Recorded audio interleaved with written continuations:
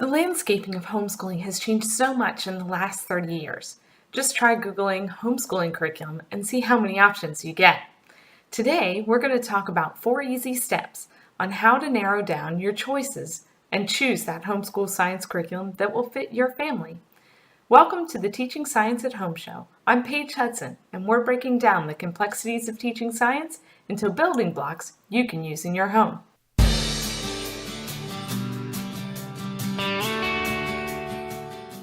In episode 4, we talked about how having the right science curriculum that contains the 3 keys to teaching science will help you to teach science to your students.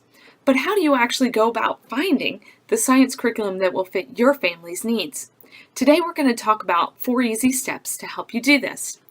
The first step is to determine your goals for teaching science, and you can do this by asking yourself a couple of questions. First of all, what do you need to prepare your students for? Are they planning on going back to public school or private school in a year or two and you need to cover certain subjects before they go? Or do they want to go on to a career in science? Knowing the answer to these questions will help you determine what your goals are. Second of all, what do you want to instill in your students? And finally, is there anything that you have to teach your student as far as state requirements and things like that? Knowing these things will help you determine both your long-range and your short-range goals for teaching science for your kids. The second step in choosing your homeschool science curriculum is to determine your students' learning styles. There are 4 basic learning styles. The first is a visual learning style, and this kind of student needs to see things before he picks up on information. So for instance, you're going to want to provide them with visually appealing materials, as they'll be able to see the things and then start to learn about them.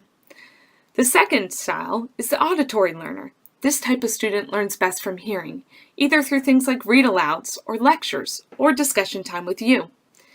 The third learning style is the tactile. This type of student needs to touch things, so lots of experiments and lots of tangible processes when you're teaching this kind of student.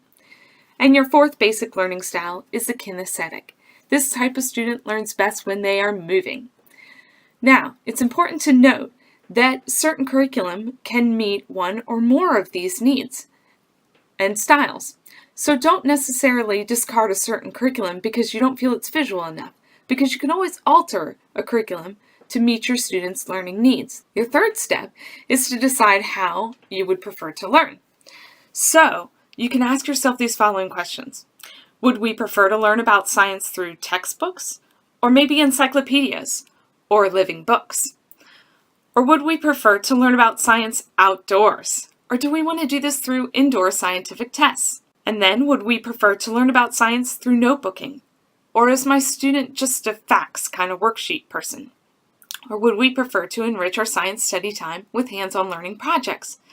Knowing the answers to these, again, will help you guide you towards the curriculum that will work best for your needs. The final step in choosing the homeschool science curriculum that works best for you is to choose what you would like to study.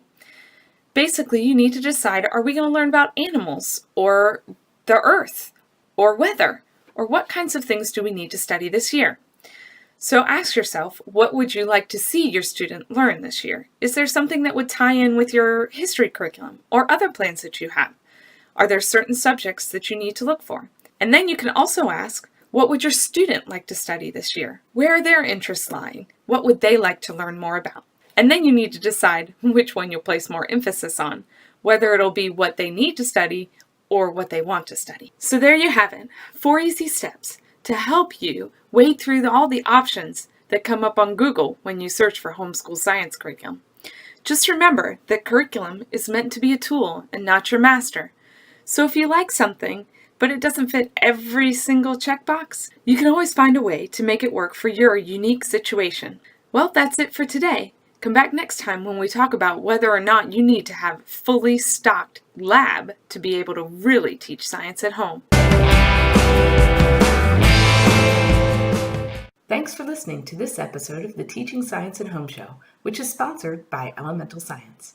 In addition to making these great tips possible, Elemental Science also offers a full lineup of easy-to-use science plans for your home, co-op, or school.